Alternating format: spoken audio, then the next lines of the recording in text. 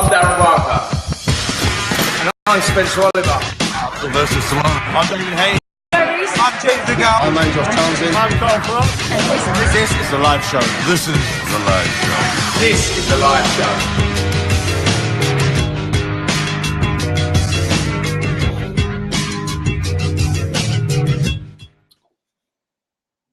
Hello and welcome to the live show. I'm Spencer Oliver. I'm Darren Barker. Well, last week we went down to see the legendary Joe Calzaghe. We got some great stuff down there, Darren. Yeah, we did. It was blinding. I mean, we had a good chat with Joe. He looks after us. He's a great bloke, Joe, isn't he? I mean, he was out Santa. We had some dinner and. Well, it was interesting what he had to say. He was talking about the super middleweights of the past, and he was talking about, obviously, the super middleweights of today. He mentioned George Groves. He mentioned Cole Froch, and he also mentioned the guy that we're going to be talking about today, Jame DeGale, the IBF super middleweight champion. And he had a lot of good things to say about James, but there was also a lot of controversy as well. It was, yeah. He, when we put the question to him, who did we think was the harder opponent out of DeGale and Froch? He was quick to say Froch would be the easier. I mean, we had that interview. It's on our archive, so anybody that didn't get a chance to see that should really take a look at that, because it was Joe Calzaghe on top form. But today is all about Jame DeGale. And what else we've got? We've got sorry, mate. We've got just so you know, with running a competition. So one lucky viewer. We'll pick up random. We'll win a signed glove by Jame DeGale. So we'll pick you out at the end. So stay tuned with that, and we'll give you an email address, and you can type in your details, send us your address, your name, and one lucky viewer will get that glove. You've got a picture to verify it's real. Also, we got a great chat you'll see with DeGale. It was fantastic. We'll get to later. A quick fire with James and Jim, and we also had our first head-to-head. That was interesting, wasn't it? It was. We won't say too much at this time because you're going to see it at the end of the show, but it certainly was great stuff. But going back to Jame DeGale now, I mean, he was on top form down the gym, wasn't he? He was. And, I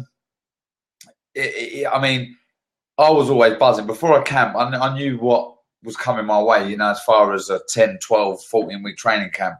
You're always aware of what's coming your way, but it's still quite a nice time because you can still eat a little bit. Training's not that strict. You're ticking over. It's quite a relaxed time. I never used to mind it. So doing interviews like we did, we got the best of James, I think. 100%. I mean, we're gonna be taking a look at that in a minute, but we did get some great stuff. But he did look relaxed. But you know what I noticed about him when he was down there? Not that he looked relaxed. Since winning that world title, he looked like a different fighter to me. I mean, he looked amazing on that bag. He said he did. I mean, as a fighter, I think his confidence has grown. And off camera, he was saying how he enjoys being a world champion. You know, he's enjoying the limelight. He's never been one to shy away from the fact that he likes a night out. And I think he enjoys the fact that he's going out as a world champion. Absolutely. You know, on regular basis, I will take my world title belt out with me. You know, but you don't stop pulling it out when we're here, mate. I've got it on under it. Yeah, but so I mean, it just suits James, and I think what we forget sometimes is he was Olympic gold medalist as well. You know, he's the first one in history to win an Olympic gold medal and a world title. I mean, that takes him doing anyway, doesn't it? It was like, what a talent. I mean, what a real talent. I remember I've sparred with him, and I think I said this. If I haven't said it, I didn't say it in an interview. I mean, I've sparred with James. We've done quite a few rounds together, and he's very, very good. I mean, his resume shows that. His CV shows how good he is. But not just that. I mean, his punching power is underestimated. I mean, he really can whack. Well, and you see with Darrell, when he put him down heavily early on in the fight, I mean, he just showed what power he can carry. And I don't know how Darrell got up, if I'm honest. It was a bad knockdown, wasn't it? I mean, it's interesting to see where James goes. I mean... well, I think the next 12 months is going to tell us exactly how good a champion he is. I mean, I think at the moment he's definitely one of the best super middleweights out there at the moment. There's some great fights out there for him. Do you think, I know he's lost already, but can he emulate what Calzaghe's done? Not as far as going unbeaten, but just because we were talking about Joe beforehand. I mean, as far as being a future Hall of Famer, being a legend of the super middleweight divisions, being one of Britain's greats. Do you know what? I'm not sure that. I think that he can go down as one of Britain's greats without a doubt because he's got the talent to do that. But do you know what? I don't think he'll stick around as long as that, if I'm honest, Darren. Right. I think speaking to him, I think, he's achieved everything he wants to achieve. I think that he'll stay at the top for another couple of years and he might bail out.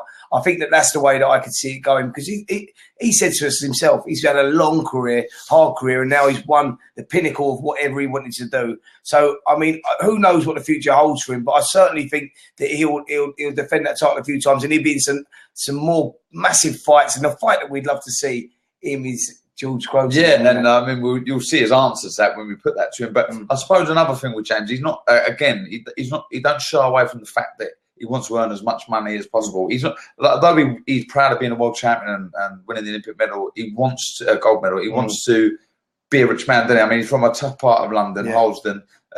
It's his way out. Boxing's his way out, isn't it? And I mean, he's looking at the big fights from two different angles, isn't he? You know, the George Groves fight, though you'll see what he says.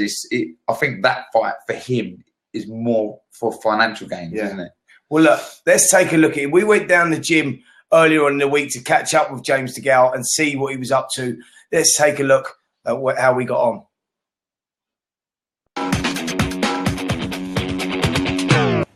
This week we've come to Club KO Gym in Buckhurst Hill to see IBF Super Middleweight Champion Jame DeGale. I know I said this last week. Let's get in. I'm freezing. Come on, let's get inside.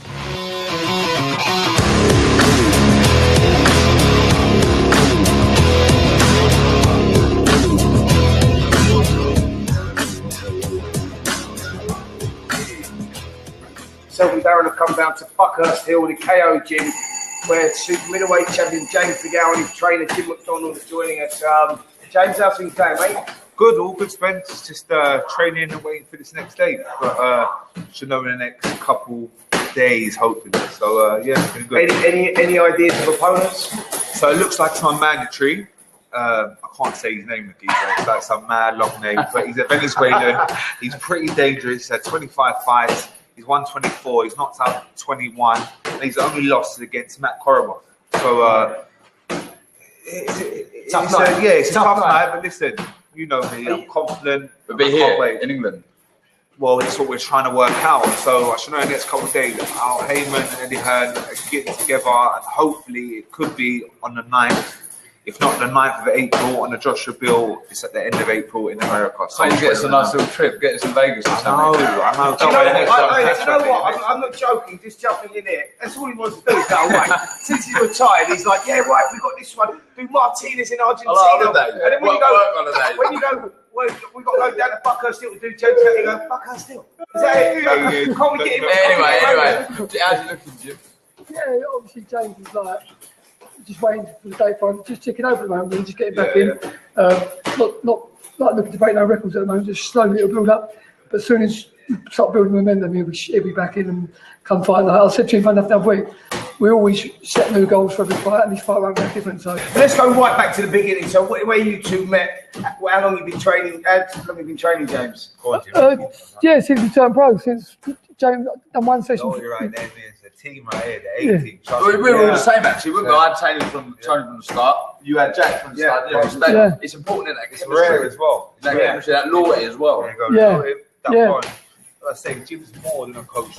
I was going to say that's the sort of relationship you two got in it. It's like father son. Is it? Yeah, and things. Say brothers, Jim. I mean, what do you prefer?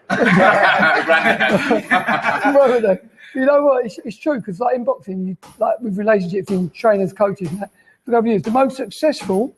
You look at it for long term, back to the days of Muhammad Ali, to name one, to Floyd Mayweather of today. It's normally the one you started with. You normally have the best success when you look at the champions over the years, and it's that word that Darren used a minute ago. It's like loyalty and trust in each other. Because what happens with a lot of fighters when they get beat, the first person who goes is the trainer. It's never the promoter. It's never the manager. It's always your trainer. Because that's always the closest person in that relationship. And then I look back on my career, like really, I only had basically the same trainer for the whole career, and it's the best way to do it. Yeah. I mean, you've trained some great fighters over the years. I mean, been a top trainer now for over a decade. Jame DeGale, would that be your best achievement? Yeah, I think when you look at all the guys, you can go back to RBI winning the world title, go back to different guys who've got to it. I think the difference with James is, like, he has actually created a legacy in the sport for what he's achieved. Like, one, he's come into it as the most decorated amateur that you can never get, and then to create history like he did, and not just to create history. I don't think James ever had a squeeze as a professional fighter. There's a lot of fighters who've gone on that, but with James, I'm the biggest fan of boxing of Andre Durrell. The guy's outstanding, and to change the boxing in his own backyard and do what he done.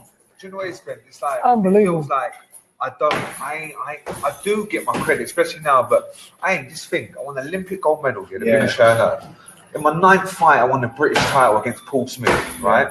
A fight after that, I boxed Groves, I lost. In my next very fight, I boxed the European title, So people then forget that, don't they, the European title. And they forget who he fought for the European title. Check his record. Will Chesky was an awesome fight.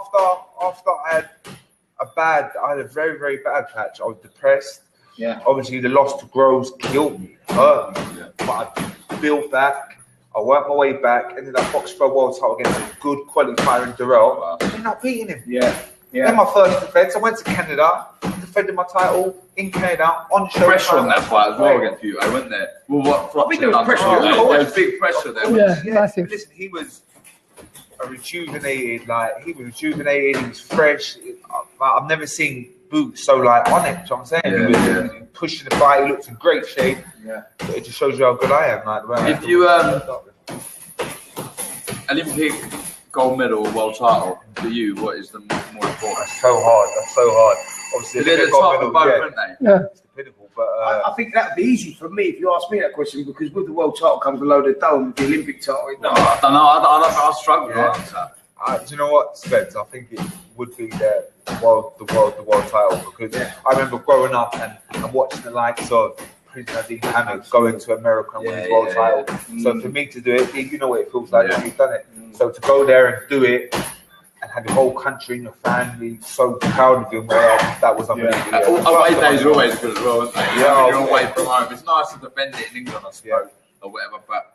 And away days, it shows, I suppose, the calibre of fighter you are. You're on the road, your first defence as well, bang, you know.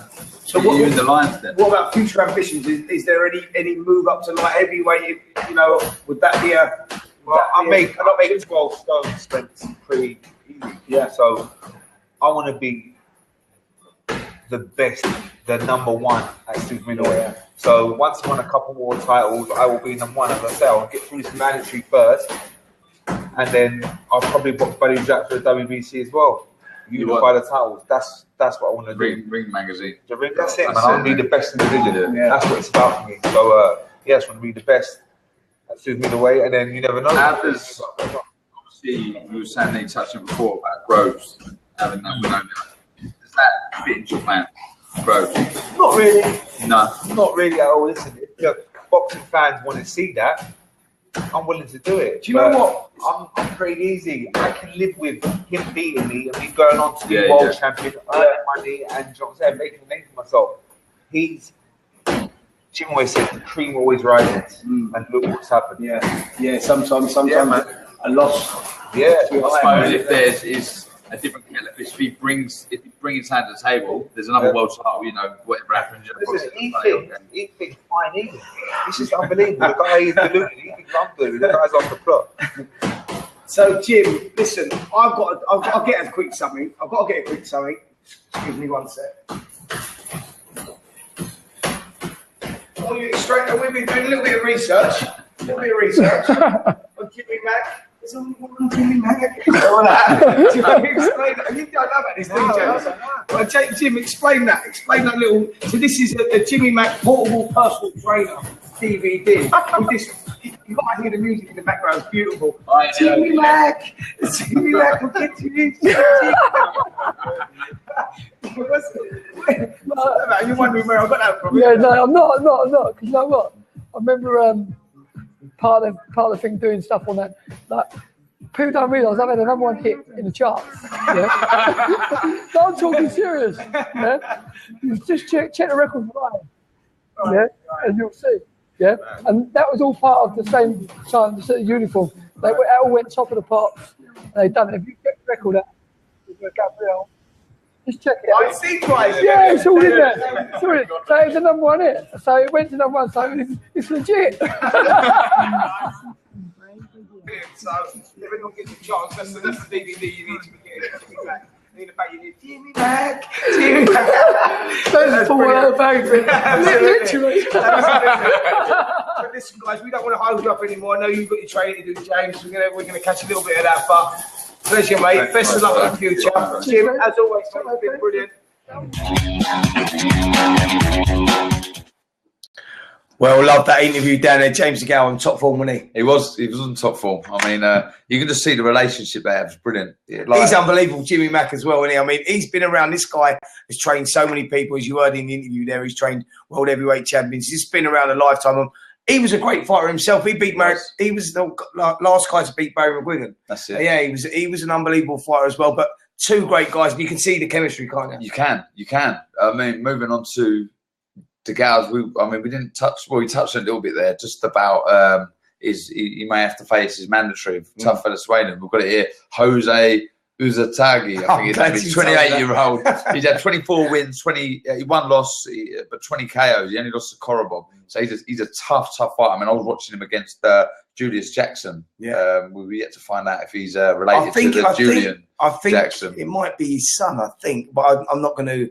I'm not sure really. That's a right. So I've just Spence. Just we've got a few people asking questions at the bottom there. I mean, remember, if you want to come on stage, request to chat at the top right of the little blue box there, and you can come and ask us a question. So we've got two up in a minute. So we've got Adam Solomon. Adam, if you want to come on, ask us a question, mate. Takes a little bit. If your Wi-Fi isn't the greatest, it might take a little bit longer to get you up, but. We're patient. We're a patient bunch. That's why we call it a live show, mate. That's why we call it a live show. Let's see. Here he is. Mr. Solomon. Here he is. Solomon. Mr. Oliver, how are you? How are you, sir? How are you, sir? I'm very well. How's the nose? The nose is great, as always. The nose is great. Flat. How's things with you, mate? Everything good? How's things with you, mate? Everything good? Yeah, I'm recovering from this morning. I'm recovering. Good. Just for the people Darren, nice to meet you. Nice to meet you too, man. What's the question, Adam? What's going on? What's the question, Adam? What's going on? So tell me, how do you rate DeGale? The echo is better if you wear headphones, but bear with us. If you are going to wear headphones, it is better. Headphones, it is better. Lacking Mr. Solomon. I'll know for next time. I'm sorry, I haven't got any with me. No problem. But yeah, go on. The question was sorry. Tell me how you rate DeGale. Where do you put him in the pecking order, in the world pecking order? Right now, I think he's definitely better than Badu Jack. I think he's up there as one of the best. I agree with that as well. We lost Adam there. All right, look, we've got another one. We did have another one, but right, let's bring out Wade Khan. Wade Khan. Hopefully he's got headphones on. Yes. Hello, mate. Right, now we can't hear you. Are you mute? Is it mute or something? You got to plug your headphones in, I'm not good at lip reading.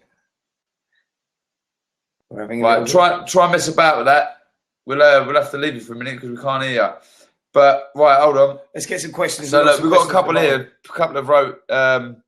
You can type your questions, remember, and if you do want to come on and ask a question, remember, request to chat, and we'd love to hear your questions. But we had a couple up here. Someone guessed 936. I like the guy. He's loose and throws from all angles. He does. Yeah, he does. Yeah. I mean, I think that's what makes him special. He's a southpaw. He flows so smoothly, doesn't he? I mean, I remember him right back from the amateur days, boxing at Dow Youth. He was always an amazing talent, and he's just sort of carried that through to the pro ranks. You know, you didn't know if going from being a top amateur, you could adjust to being a top pro. But he's just looked, for me, sensational. He said there, you know, he winning the British title in his 9th fight. Yeah. European title in his 11th fight. I mean, that just... You talk about fighters who are good amateurs going to be good professionals. I mean, look at us two, mate. Yeah, well, we didn't do bad, did we? We didn't do bad. If I'm honest. Right, we've got... Adam's just come up with an absolute belter of a question there. Would Froch beat DeGale? After... Go on. Whoa. Go on, mate. That's a tough one because you've got two totally contrasting styles. You've got Froch, who was tough as you could ever see. You know, he was tough as old boots, but not very technical. He was just tough, and he seems to wear fighters down. How many times have we seen Cole Froch behind in fights and come back and pull him around? Jermaine Taylor sticks out for me, knocking him out, you know, in the final round when he was way behind the points. And that's the thing. Would Froch just keep that engine going? Would he be able to wear DeGale down? I think right now, the DeGale we're seeing right now, that's a real tough fight to call. It's tough, isn't it? Yeah. I mean, I've sparred with both. I've done hundreds of rounds. Well, you're the man to tell us. You're the man to tell us then. I'm sitting on the fence. You're the man to tell us. I'd have to, the one thing you said then is not me sitting on the fence. It's always, they're two different, completely different fighters. Yeah. They really are. I mean, Froch is hard. You hit him, you hit his arms. Anywhere you hit, it hurts. It hurts your hands. People want to know who would win. I mean, you're the best guy to tell us. But then DeGale, I mean, going back to the other question there, whether he throws shots from all different angles, he does. And them shots he does catch you with, they're sort of looping hooks and they hurt. So, I mean... And then when he catches in a fight at DeGale, he stays on him, doesn't he? He'll throw 50 punches in like 5 seconds. It's ridiculous. I think two pluses for both of them. Froch is hard and he punches hard and he can take a fantastic shot. He holds that throughout the 12th round. Jame DeGale is very busy. He's got a good work rate. He's awkward. It's a real tough one, and I'm sorry, and I know you want an answer, but I can't give you one. I just respect and rate them both highly as as fighters, and I mean, I genuinely, I'm sitting on the fence here because they're so good at what they both do that it's hard for me to pick a winner. Great question though, and we've got some more questions there. And we've got someone that wants to come up as well there, Darren. We've got is that a Chelsea Football Club? Oh, up the Chelsea, let's bring him up. Hello, that's a familiar face. Hello, boys. You all right? Can you hear me? All right. Okay, mate. The hype between Jame DeGale and George Groves, do they really hate each other? Yeah. I'll answer that straight away. Yes, they do. It stems back from the amateur days. Goes back from when they're kids. It's not made up. It's not conjured up. And there's a lot of people ask. I mean, they always say to me, what do you think of bad blood in boxing? And I don't mind it if it's genuine. Sometimes you get a lot of these made up beef, if you want to call it that. But with DeGale and Groves, it is genuine. They cannot stand each other. The thing that they had was they both boxed at Dale Youth Boxing Club, and they boxed when they was kids. And Groves won that fight as well. And some felt that was a little bit controversial. It was as close as the pro fight that they had. So Groves got both of them, but a lot of people felt that DeGale won. And I think that caused a big feud between the two because it caused a big divide between the club. I know that, because I knew the club very well, and there was a big divide through the club. Half went with DeGale, half went with Groves, and it just stemmed and it just continued. And there is genuine hatred between the two. And you know for a fact that George Groves wants DeGale now. He's got the world title. DeGale's not really bothered. He can live with the defeats because he knows that they could have gone his way as well. But it's genuine hatred there, and I think that would continue. I don't even think they'll like each other after their careers are over. Thanks for the question. Go on, Dave, mate. Sorry. Sorry. Do you think that's good for the game? And you two are a couple of especially nice people. Thank you very much, Dave. Who do you hate, or who hates you? I can't stand Spencer. He drives me nuts. I thought he was going to say that. Talking, Dave. He does not stop talking. He drives me nutty. Going back to that though, Dave. I mean, if it's genuine and it's done, I mean, look, you see the sort of that bad blood. I don't think was that bad. I mean, there was no bad language, if you like. No one was cursing about any other family members, was there, or anything like that. I mean, if it stays just genuinely. If they just genuinely don't like each other, then great, so be it. We get that in every walk of life. People, you generally meet someone, you either like them in 5 minutes or you don't, do you? And I think them two just generally don't like each other. And there's no slagging off, no ill feeling between the two. It's just the way that it is, and so be it. They've both been on amazing journeys, and they may cross paths again. But if they both retired tomorrow, they've both done amazingly well, and they should respect each other for that. There's one thing also on the flip side. I mean, I'm all for the sport being the winner, where you don't have to manufacture this bad blood, which UFC seem to be having to do all the time. Sure. I mean, everyone hates each other. No one seems to shake hands before anything like that. It's all just bad blood. No one seems to want to be. Not that you've got to be mates, but you can show that respect and not have to scream and shout at one another. Can't you just save it for the ring? So I mean, look, there's pros and cons for both. Whatever puts people in front of the TV to watch these warriors get in the ring. What happens if someone requests for me and you to go head to head? If we've got to go for a head to head, would there be genuine hatred then? Well, I don't like you anyway, so it doesn't matter. Hey, thank you very much for your question, take mate. care, buddy. Great show. Cheers, guys. Bye. Right, guys. Well, listen, we got one here. Hold on. We got Richard Seal. Hold on. What current fighters do you really think would make a fantastic fight, and why? Right. So.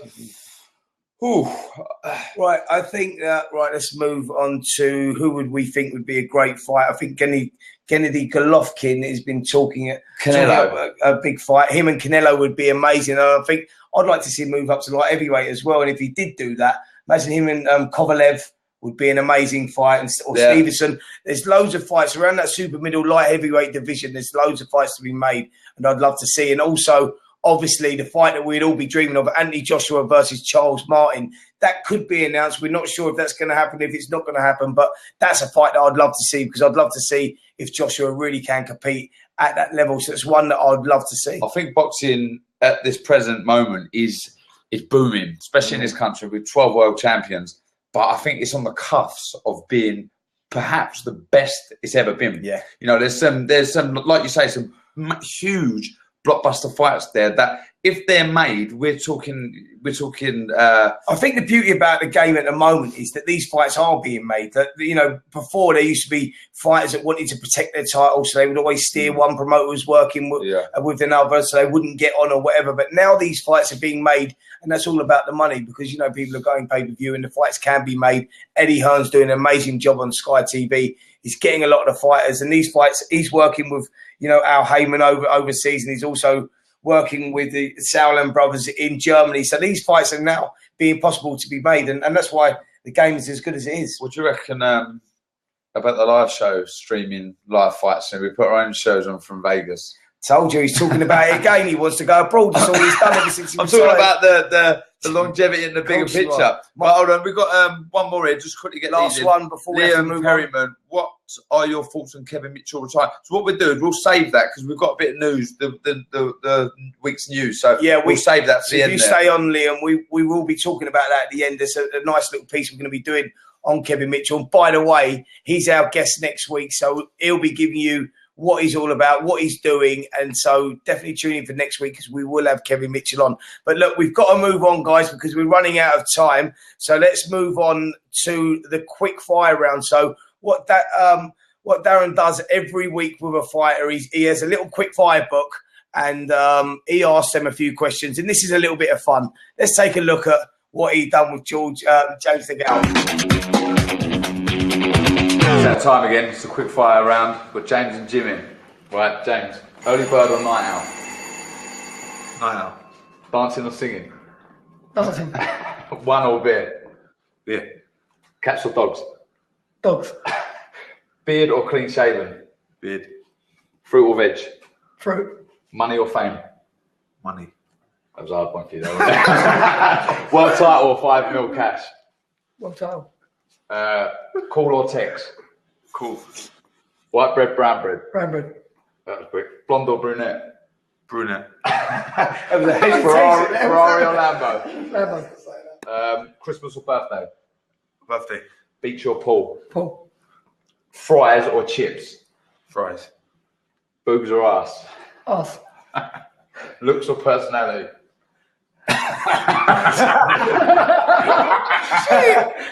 Shit, man. Personality. All right, looks or personality? Personality. Window or aisle seat? Window. Bang. Done. Done. Quick fire round. By the way, I would have gone looks.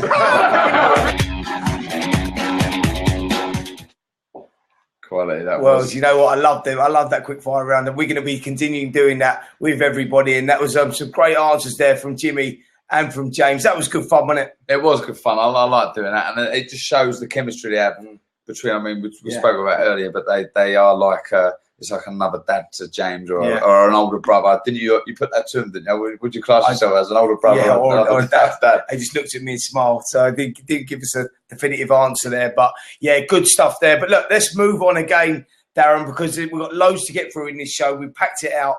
We done our first head-to-head which was a real good bit of fun. We went down the A1 Crazy Golf range and we challenged each other. And this is a series that's going to be going on now throughout the series. So we'd like you guys to email us in. You can email us on the live show at yahoo.com and give us some things on certain challenges you'd like to see us going head-to-head doing. But this week was our first one, and we went down to the A1 Crazy Golf. Let's take a look at how we got on. We've come down to the A1 driving range where we are about to undergo our first head-to-head playing Crazy Golf. This is serious stuff. Serious stuff. Me and Spencer are ultra competitive, and at the end of the series, we're going to have an ultimate winner, and there's going to be a terrible forfeit for the loser. Let's do it. Let's get it on.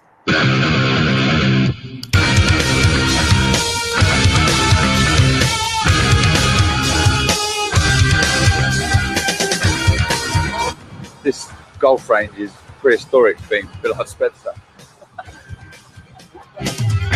Oh, pressure me. Oh!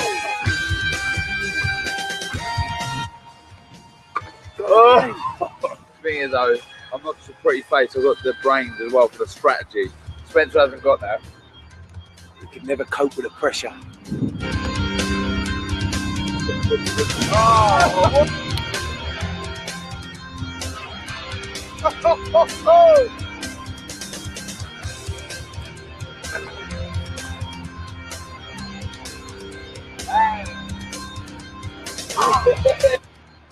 Oh, we got the leader!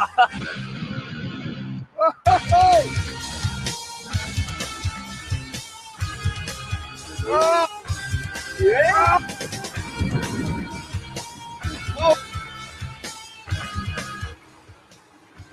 Oh, hold up! Oh, Free shot.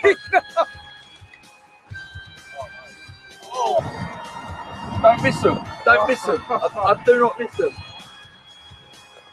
Stay with you. I'll stay with you.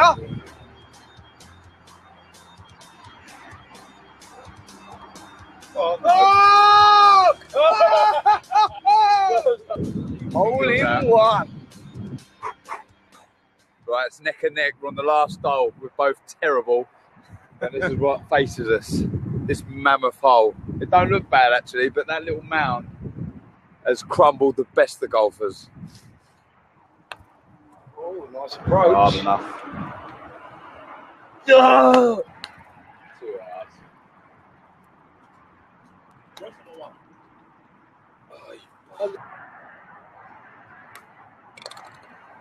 Champion. One up. Head to head. Good game, mate. Well, the first head to head, I've gone one up. Unlucky Barker. I'll get it next time. I've got age on my side.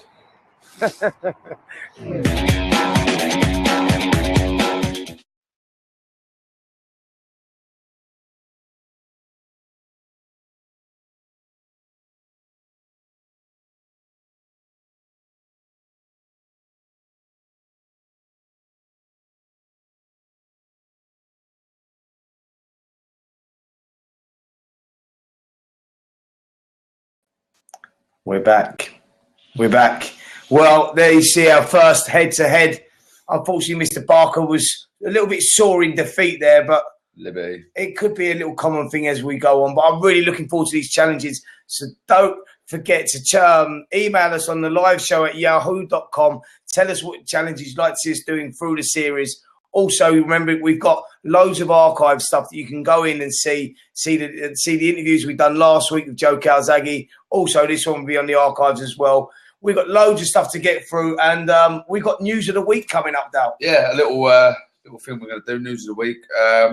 We've got a few points here, because, it's gone mad. It's been a mad week. So I think the first talking point is Kevin Mitchell hanging up his gloves.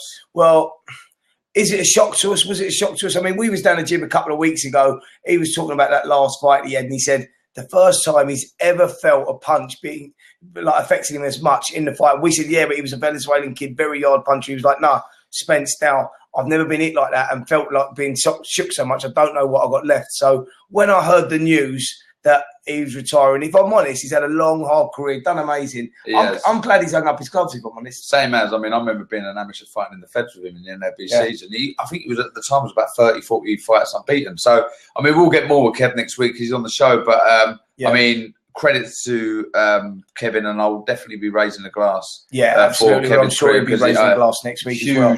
Huge fan of his. The other huge one is Canelo v. Khan. I mean, what's going on there? Amir Khan could potentially be middleweight champion of the world. Well, do you know what? I mean, Amir Khan versus Kell Brook was a fight that I thought we was all going to see. He got a good offer on the table from Mr. Eddie Hearn, turned it down and accepted a fight with Canelo Alvarez. Pulled out of the bag. Shocked us all. Yeah, but is that, I mean, what is that? Is that stupidity? I mean, or is that just bravery? I mean, I know a lot of people have been talking recently that they think Khan can win that fight, but I just can't see that happening. Not that giving that weight away. And Canelo's so great at cutting the ring down, and he's so heavy-handed. I think that they may be a wrong move for Amir Khan. I think personally, I think he should have gone for the Brook fight. I think so. I think so because, like I say, I personally can't see Amir Khan winning this. But we're going to have some fun. We're going to be out there, aren't we, in Vegas for that? So we'll get all the interviews from out there. We'll get the live show from Vegas because it only happens to be my brother's stag do on the same weekend. So we'll be there, but we'll have the backstage pass. We'll be doing a live show from Vegas. So it'll be fantastic. I mean, we'll do a huge build-up to that. The next one, I mean, obviously there's news breaking that Anthony Joshua might be fighting for a world title. This is not confirmed at the moment, by the way, but this is something that's, that we're hearing whispers of that is a possibility. And if that does happen, do people think it's too soon for AJ, or do you think that Martin's the right fight for him? I think that he proved his toughness there in his last fight, AJ. I think that he would have learnt a lot from the fight, and I think it could be a good fight for him. I think it's a winnable fight for him against Martin. He's a good fighter, 23 fights, 23 wins, 21 unbeaten, Martin. But it's a fight that AJ could win. Well, I mean, he's proved he can beat anyone in the world. I mean, winning that Olympic gold medal as an amateur and then progressing over his 15 fights, 15 knockouts, you can't look past him. He's been boxing, he's been boxing. I've got a butt in there. He's been boxing for like 6 years. Yes, the kid's gone on. He's won a British heavyweight title. He's won an Olympic gold medal, world silver medal. I mean, that is phenomenal. Unreal. I mean, and one thing I will quickly say about Martin, he hasn't been in there with a top class opponent. I mean, he fought the Brit Tom Dallas. He knocked him out, but I mean, it's not huge wins there. So I mean, if you were going to go after a heavyweight champion at the minute, after either Fury or Charles Martin, you're going with Martin, all day long. But anyway, I wish that happens. I really fingers crossed. Yeah, good luck, AJ, if that does happen. Right, another one that's just been announced. Well, Mayweather was in England. Obviously, he did a tour here. It was great to see a great, one of the greatest, if not the greatest fighter ever, to be on our shores, and showed a lot of respect. He loves our country, so it was good to have him here. That was good. Also, Nick Blackwell has confirmed he'll be defending his British middleweight title against Chris Eubanks. Interesting fight. Blackwell, we've seen, took John Ryder out. He done amazing against John Ryder. He pushed Billy Joe Saunders all the way, losing on the split decision as well. So, could be a good test for Eubank. But for me, Eubank going to be too much in that one. But it's going to be a great fight. Blackwell always puts up a great fight, and looking forward to that one. Definitely. Moving on, we've got Gennady Golovkin, probably one of the best, if not the best fighter out there at the minute now. Mayweather's hung out with his gloves. He's fighting for my old title, or defending my old title, the IBF title against Dominic Wade. Another fighter. He's had 18 fights, 18 wins, 12 by knockout. He hasn't fought anyone of note. So it's an interesting fight. I mean, I bet you're glad you give up that IBF belt now. It's almost. I'm happy I've got two dodgy hips. That's done you a right favour, mate. Let me tell you. But another great fight there. Looking forward to seeing the continuation of Golovkin. He starts a massive favourite there, and one that you got to say he's going to win. And we're going to see him in some massive fights this year. Golovkin, like we said, we could see him moving up to even light heavyweight would be great, but because for me, definitely one of the pound for pound best fighters in the world. So remember to keep your ideas coming in for our head-to-head one, Spencer's. We've got one in from Sean Carroll. Can you be necking 2 pints of beer? Who can nick 2 pints of beer the quickest? That's easy for me. You know that's easy for me. Okay, we got. You've been retired longer than me. That's exactly. What it is. Wade Carr asking darts next time. I think I fancy like that. All the pub sports, I fancy you. Oh, and we've got another one there. Your Dazzling Omen Masterclass is fabulous. So this is another thing we're doing on our archive. This is basically a learn how to box guide for dummies, if you like. It's a quick, basic. That's a bit harsh. They've got people who don't know how to box. Not actually for dummies. Yeah, people who don't know how to box. Basically, we could tell you, if you don't know your left hand from your right, we could basically, in this short video that we've got for about 10 minutes, we'll teach you how the stance and the simple basic moves, the jab, the cross, the hook, the uppercut, moving right to left and forward and back. And that basically will show you, you're not going to become Mayweather, but that will show you the basics of boxing. Then we'll be moving on to the intermediate stage and the advanced stage. So get onto the archives. Check that out. You really will if you're looking forward and getting onto the boxing. Other training techniques we're going to go through. We've got a fantastic coach coming on teaching us all about kettlebells, which is obviously sports specific. There's lots of techniques we can use there, and other training techniques, bad work, etc. So that is a real must on our archives there. And also you'll find other funny videos and all sorts in there, which really adds wonders to our page. Right, so running out of time. Competition winner. Okay, right. I'm just looking here in front of me. I'm going to scroll through these, and I'm going to pick one. I don't know. Right, okay. I'm going to go here with Ali Spratt. I hope I pronounced your name right. Ali Spratt. You're going to be our winner of the Jame DeGale glove. Well, so there it is. That little bad boy there. If you send an email to the live show, no S on the end, the live show at yahoo.com. Give us your name and your address, and we'll send that out to you. We'll be doing another glove next week. Every week, going to be doing a glove with the guest that we've got on. Next week, we're getting on Kevin Mitchell. Moving on, we're going to go into the reality stars. We've got Joey Essex coming on. We've got Arj coming on. That's going to be real fun. We've got Jake Wood coming on after his Strictly tour, which is going to be brilliant as well. So we're doing a whole array of people. We're getting Anthony Joshua on the show. Listen, these guests are going to be amazing. So make sure you tune in. Tell your friends about them because it's going to be exciting times on the live show. The live show's on every Thursday, 8 p.m. GMT. Make sure you tune in. Tell everyone about it. And I think, Darren, from myself and yourself, That's it. It's Thursday night fun. It's been a great time speaking to you guys. We've had great fun. Hope you enjoyed the head-to-heads. Make sure you get all your emails in telling us what you'd like to see next. But from me, Spencer Oliver. Myself, Darren Barker. This is The Live Show.